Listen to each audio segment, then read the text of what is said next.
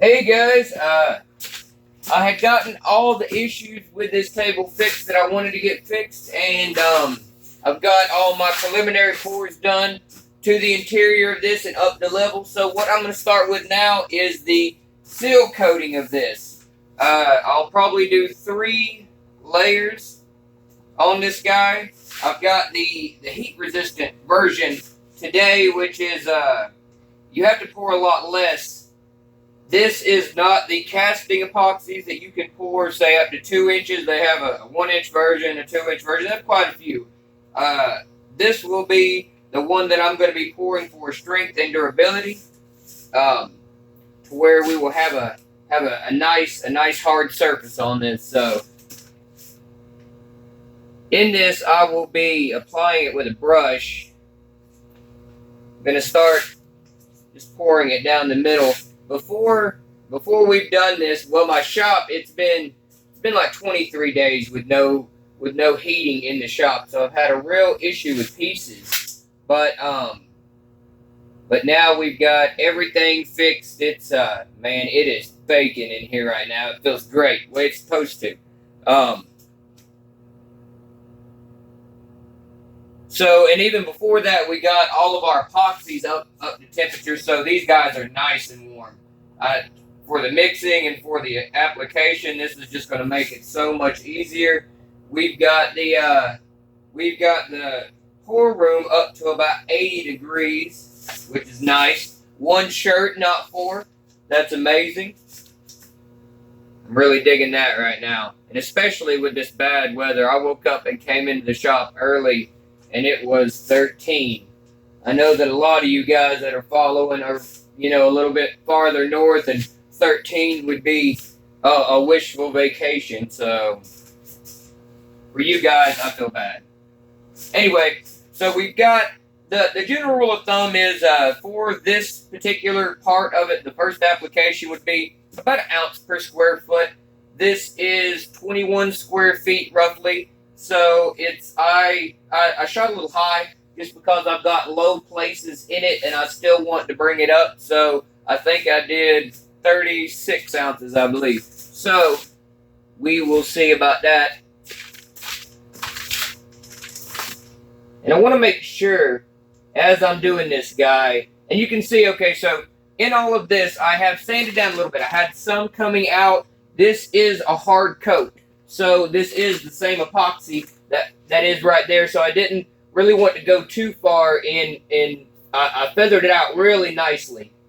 That way I could just apply right over it. But I don't want to go all the way to the edges yet, just because I don't want any runoff until the end. There's no use to waste it. I will let it run off at the end, but not very much. Not on this coat. This is really just the seal coating to keep all the bubbles out on the main coatings. You can do this with other things as well, but the customer pays for a complete epoxy float, so the customer gets a complete epoxy float. You can do it with a lot of polyurethanes.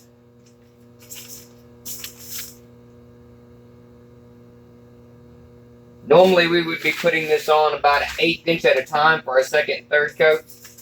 Like I said, this one is just going to be to seal it.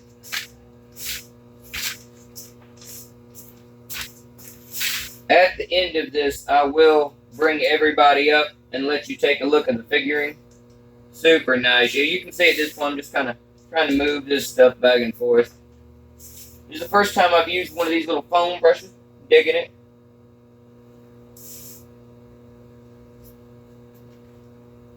A lot of the time I just use the gloved hand, which is cheaper and it's really clean, but it is messy. So all you guys that were able to come to the Fractal demo over the weekend, that was awesome. I really appreciate the support. I hope that everybody was able to learn something. Hopefully something safety-wise too. That stuff is crazy dangerous. And for the ones that couldn't and tried to make it over the live, I apologize. Man, we are a lot more people are asking us. They want to see more live, maybe like a weekly session or something, and I'm starting to push toward that. Callie's working on it for us. We would like to see something like that, in the future, where you guys get to hang out with us on a weekly basis or something, and we work on a piece. It doesn't have to be like this. It could be a base build or something. We do a lot of cool joinery and things like that, so you guys can hang out with us and learn how to do something like that. Or it could be even my first try on something. Like we could pick a project, and attempt to work on it throughout the, like on that day, see if we can knock out a section of it. So anyway, if you have any ideas on something like that, let us know. Or we could do like a pour night, where it's, of course, a lot of our pieces are, well, almost all of our pieces are made by the customer. But as we're growing and getting more and more showrooms, also, guys, come check out. We're getting we've already got it. We're going to be putting pieces into our our second real showroom at the Antique Tobacco Barn this weekend. We have a third showroom, which is here at the shop, but that's mainly like big bases and things that we offer for the customers. So normally, if you're coming to our the shop here, you've already decided, hey, I want to buy a piece. But we should be filling that guy up starting this weekend. I've got some really cool ideas for pieces that I'm going to be putting in. I've been holding on to a few slabs for, man, I bet probably a year and a half, 2 years, and I couldn't figure out what to do with them. Well, I made a set of 3 walnut slabs into a sofa table last week, which was really fun. And now I've got some spalted maple that I'm about to turn into a really cool project, and I'm hoping to do it maybe here in the next day or two, especially now that I've got that heat issue, and all you guys that do resin, really. Oh gosh. Ooh. All right, so watch out for everything in your shop. What is in it is key, as you guys just saw. I hate that you had to see that, but it is what it is. I've actually done that 2 or 3 times, but that is a butcher block bench that I've been working on, and I really didn't jam it far enough back. So paid the price on that one. I've actually done it a lot harder here in the last few days. I could probably do it a little bit quicker with a squeegee, but I'm having a good time talking to you guys. I won't even edit that out. We'll just roll with it. I'll eventually get better at this stuff. Seems like you guys appreciate the honesty more anyway. Everybody makes mistakes, so starting to get to the point where I know that there's enough epoxy on this table to I'm gonna speed this along. That guy's having an issue pushing all of that over, but I know it's on there.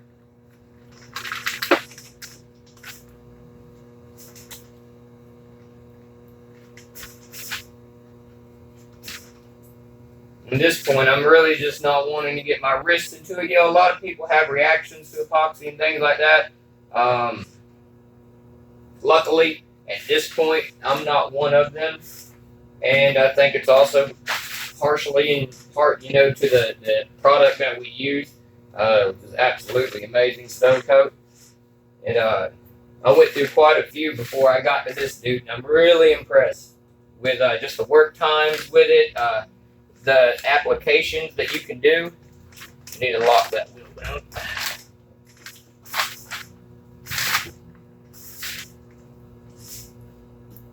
Like I said, in this one, we've already went through the quick set epoxy from them. We went through the deep pour epoxy. We are now on to the top coat, the strength, the durability coating. So in this piece, we're using 3 different epoxies. There's really an application for everything. You can't go through and do, well, I mean, I guess you could. It's not saying that you can't, it's just more aggravation.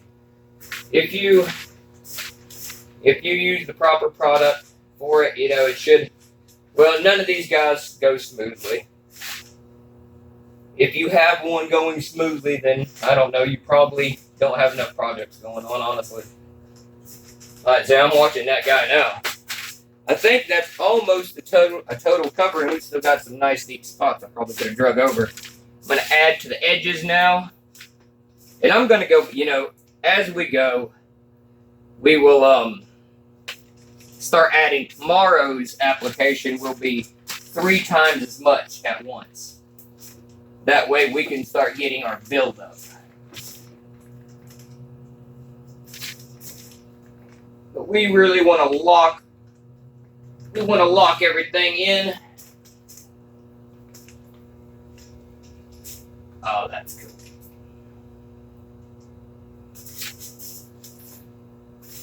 Like I said, here in just a minute, guys, hang with me. I will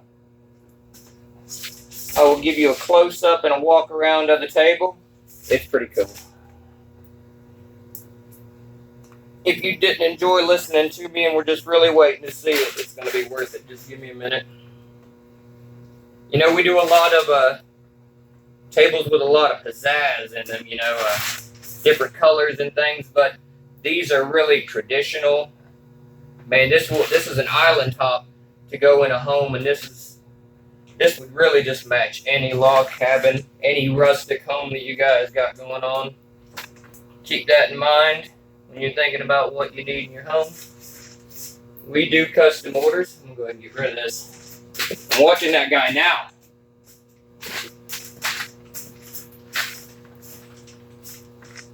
Almost finished, guys. Wax on, wax off. I'm just hoping none of this tears a hole in my glove as I'm going. It doesn't mess with me, it's just an issue getting off. Especially since I've ran out of rags here at the shop, I've got to go get some. Alright, so I've got all the edges coated. And in this, you're not going to get a complete flood coat. You're not going to get an even coat. There's going to be ups and downs and nibs and things. Totally fine. You're going to get that out later. That is not an issue.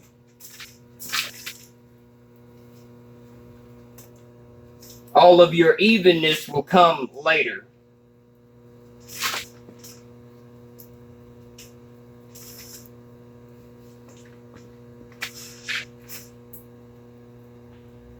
And at the end, I'll probably sand that off just a bit, but I wanted to. I've already partially sealed the underneath of this guy, especially you want to, you want to seal these evenly, or else you're definitely going to have a warping issue. I've already sealed the river underneath to where you guys could get a good clear view of what's going on. There's not going to be any LEDs or anything in this, so I think we just about got this done with this project. I'll come back later and get all the drips. Get them off without getting stuff on me. Look at that. Alright, I'll let you guys have a close-up. And this really worked out good. You can see all the high-lows in it, and that is not an issue. It's going to be coming out when I do the second and third coat. It's so hard, like I said, in all of these videos, for you guys to get a dead on without getting the glare. You get with epoxy, it's so pristine. But this is the one where I showed everybody in videos past that I had some issues, and I went through and fixed all those guys. See, we added that right there, which was a really neat touch. We put in, we fixed that corner right there. That was cool. We got all this figuring and inlaying through here with the rocks. And then the second one over here is just as cool. This is a total of 74 long by 41 wide. It's going to be really neat once installed. We're going to be installing this guy here in a couple weeks. It should be really fun. The customer hasn't seen it, but I bet they're gonna flip when they see this guy. All of this is inlaid stones from travels and things over the years that they've had. So there's a lot of personal stuff in this piece. they should be really ecstatic when they see it. So, all right, guys, stay tuned for more. I'll be doing the second coat tomorrow and the third the next day. So just hit us up, and we'll talk to you soon. See you.